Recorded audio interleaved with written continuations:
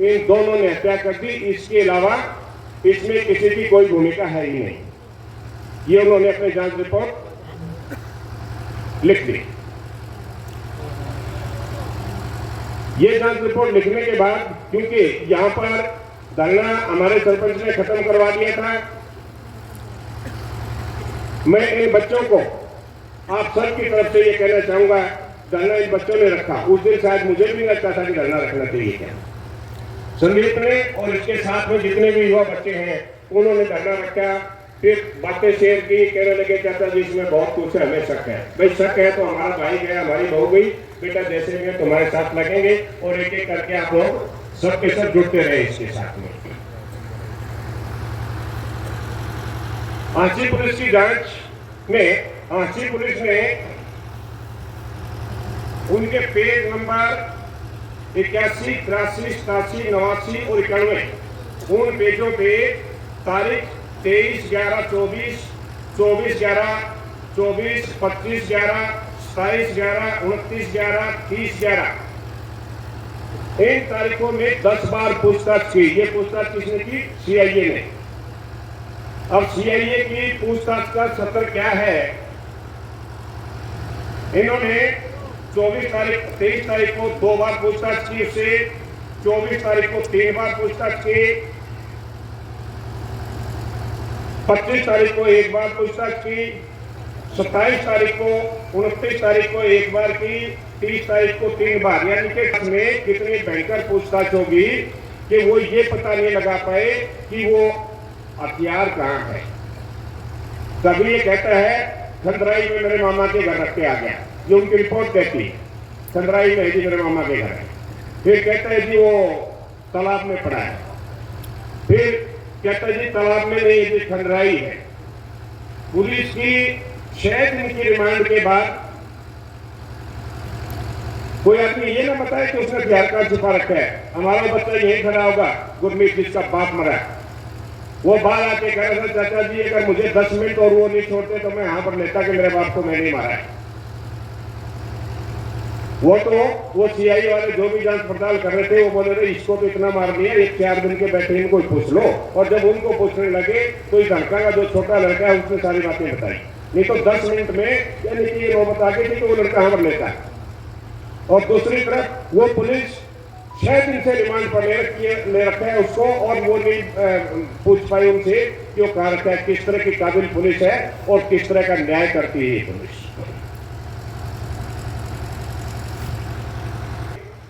Page number 51 पे कि नाभि से ऊपर का जितना हिस्सा है सारा कुत्तों ने खा लिया था,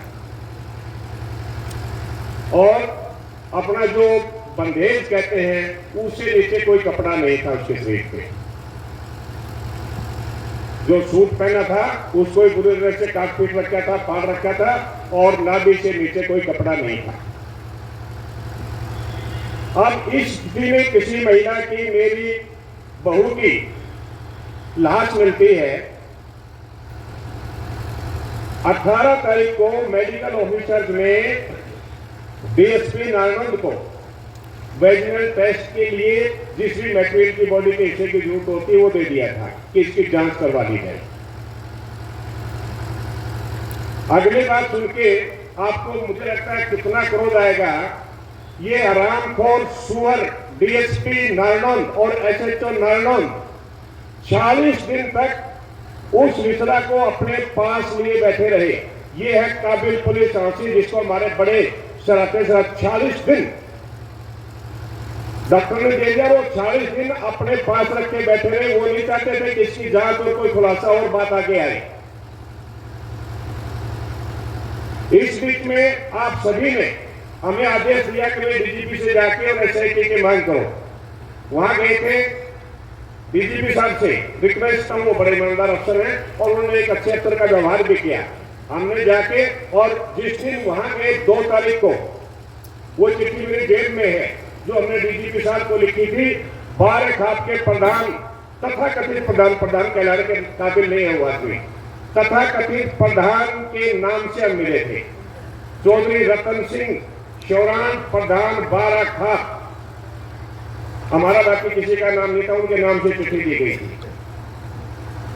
2 तारीख को मिले। डीजीपी साहब ने आदेश कर दिया एसआईटी की। काबिल पुलिस ने 3 तारीख को वो मिश्रा जांच के लिए लैब में दे दिया। 10 दिन के अंदर स्टैंडिंग ऑर्डर होते हैं कि 10वें दिन रिपोर्ट देनी होती है हर हालत में। इस तरह के केसेज में वो कलेक्ट ही नहीं की गई वहां से। बलात्कार हुआ था लोगों।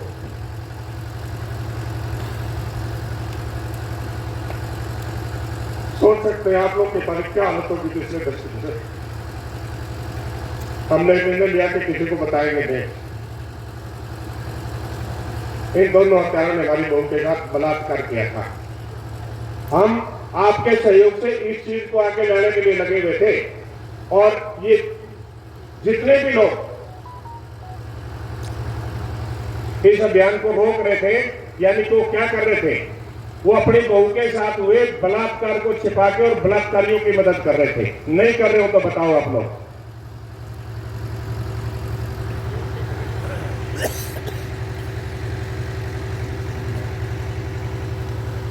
दोनों ने बलात्कार किया और आंसी पुलिस ने ये चीज सामने नहीं आई। 46 दिन तक तो उस विषय को उसने जो टेस्टिंग के लिए बॉडी का हिस्सा था उसको भेजा ही नहीं। भेजा कर मैंने आप सबको बता दिया। ये काबिल है आंसी पुलिस। हमें कह रहे थे अपने राजनीति कर रहे हैं, सरपंची की लड़ाई लड़ रहे हैं। आपका ये मैं किसी का भाई हूं, किसी का बेटा हूं, किसी का भतीजा हूं। शिक्षा विभाग के विभागीय सबसे बड़े पद से रिटायर हूं। उससे बड़ा डिपार्टमेंट की कोई पोस्ट नहीं बचती, यानी कि हरियाणा में डिपार्टमेंटल सबसे बड़ी पोस्ट से रिटायर हूं। हरियाणा में 6,500 पंचायतें हैं। 1,000 पंचायतें तो कभी न कभी मेरे पास आई होंगी कि हमारा काम कर दो। SP headquarter, SP office Hisar, उनकी एक टीम बनी थी।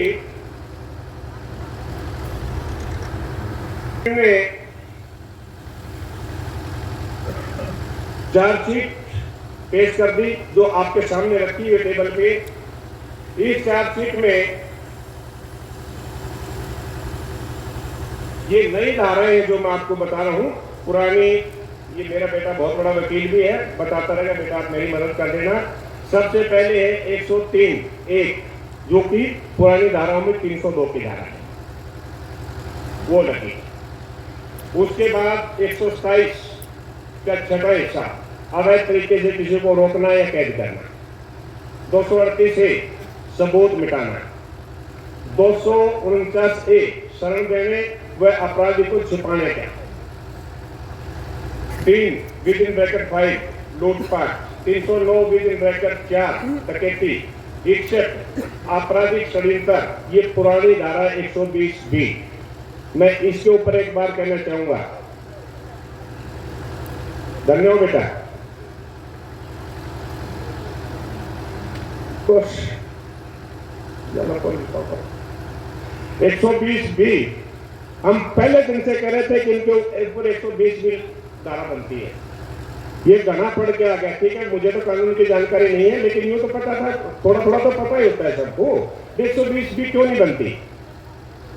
120B जो नई 61 नाम है उसका, और एक धारा है नए हमारे न्याय संहिता के 66 धारा उस पर लगती है जो आदमी बलात्कार भी करे और हत्या भी करे। और ये एक ऐसी धारा है जिसके लगने के बाद किसी भी अपराधी को फांसी या अंतिम सांस तक जेल का प्रावधान है। आप लोगों ने मदद की, भागदौड़ की, जहां आदेश किया वहां हम हाजिर हो गए, पहुंच गए, और आपके सहयोग में, आपके समर्थन में इस केस को इस स्टेज तक तो पहुंचा दिया कि अंतिम सांस तक जेल में रहेगा, जो फांसी लग के मरे और चाहे। और ये क्रेडिट आप लोगों को जाता है, इसमें कोई दो राय नहीं, इसमें कोई शक और संशय की बढ़ती गुंजाइश नहीं है। हम तो आपके नुमाइंदे थे, जहां भी गए हाथ जोड़ा जी हमारा ये काम है जी, कर दो कर दो। कोई छोड़ा ही नहीं जिसके दरवाजे पे ना गए हो। एक बाइक वहां था, जबकि हत्यारे बाइक पे नहीं गए, दौड़ के गए। एक बाइक गया, वो बाइक पे कौन गया था, क्यों गया था, हमें यूं पता है, किसी आदमी ने हमें बता रखा है कि फला आदमी गया था, बताने वाले का नाम भी पता है और जाने वाले का नाम भी पता है, उसको हम सार्वजनिक नहीं करना चाहेंगे। अभी हमने बार बार एसआईटी को कहा, ये जादू उन्होंने नहीं की, छोड़ दिया। एक आदमी दोनों हत्याओं के स्पॉट पे, घटना स्थल पे गया है बाइक पे, सेम बाइक पे। 16 तारीख को जब हमारी बहू को मारा गया, उस वक्त रात को 12:14 पर स्कूल की तरफ से एक बाइक आता है धनकों के घरों की तरफ, जिसपे 3 आदमी बैठे होते हैं। 2 बाइक पर बैठे रह जाते हैं, एक उतर के साधु के घर में जाता है और वो दोनों बाइक को निकाल के उस स्टेडियम की तरफ ले जाते हैं। और रात को 12:51 या 52 पे, इसमें एक आध मिनट आगे पीछे हो सकती है, वो टाइम में नोट नहीं कर पाया। रात को 12:51 या 52 पे, यानी कि मोटे 35-36 मिनट के बाद वापिस आते हैं। 2 मिनट के लिए वहां खड़े होते हैं, लड़कों घर में चौराहे के पास वो चले जाते हैं। हमने एसआईटी से बार बार कहा, इनका पता करिए। जब साधु के घर में आए, जिनको पता है मेरे घर में कौन आया था, क्यों नहीं पूछ रहे इनसे, नहीं पूछा गया, मुझे नहीं पता क्या कारण रहा। मेरा अगली चीज मेरी मानना है, उसका प्रमाण नहीं है जी, प्रमाण नहीं है, सिर्फ मेरा इस सारी चीजों से बहुत गहराई से जुड़ा हूँ। आप लोगों का आशीर्वाद से पहले दिन से ये जो 12 बजे 12:15 बजे स्टेडियम में गए और 12:35 पर आए, हमारी बहू के टुकड़े करके आने वाले वो लोग हैं, ये मेरा अपना मानना है। और 12 बजे स्टेडियम में जाने का कोई औचित्य नहीं था, क्योंकि ये हत्यारे 6:45 बजे गए थे उसी दिन बहू के को काटने के लिए। वहां कुछ लोग शराब पी रहे थे, उनको देख के वापिस आगे, फिर ये नहीं जाते, फिर वो रात को 12 बजे लोग जाते हैं। वो हमारा मानना है कि बहू के टुकड़े करके आने वाले वो लोग थे। ये पुलिस का काम है, वो क्या करे और क्या ना करे इसके बारे में। इसलिए हमने जो स्टेट क्राइम से ये जांच ले रखी है, उनके सामने ही रखेंगे। उसके दादा और दादी, उसकी मां ये अपने दादा दादी के साथ रहता है और उसके बाप, उनसे कोई पूछताछ नहीं की। बड़ी आश्चर्य की बात है, उन्होंने भी कुछ न कुछ तो किया होगा। ये 3 चीजें हैं जो एसआईटी ने हमें इसका कोई जवाब नहीं दिया। अंत में एक चीज की तो मैं अनुमति चाहूंगा, अध्यक्ष जी आपकी अनुमति से एक चीज में पूछना चाहूंगा जो रिपोर्टों से बाहर नहीं है। आंसी पुलिस के खिलाफ तो कम से कम इस्तीगासा दायर करना बनता है। बाकी ये निर्णय आप लोग सब बैठ के करेंगे। धन्यवाद आप सबका। मेरे पास